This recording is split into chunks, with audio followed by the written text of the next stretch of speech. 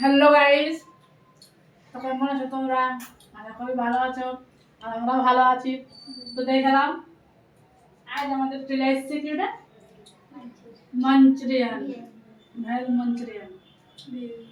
দেখছো, তো আমরা তিনে মা বেটি খাইতে বসে গেছি।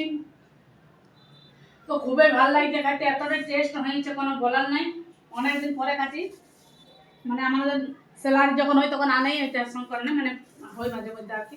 তো খুবই ভালো লাগছে খাইতে, এতটা টেস্টি হয়েছে কোনো বলার নেই। দারুণ, একদম ফাটাফাটি হয়েছে। তখন বলে মস্ত হয়েছে।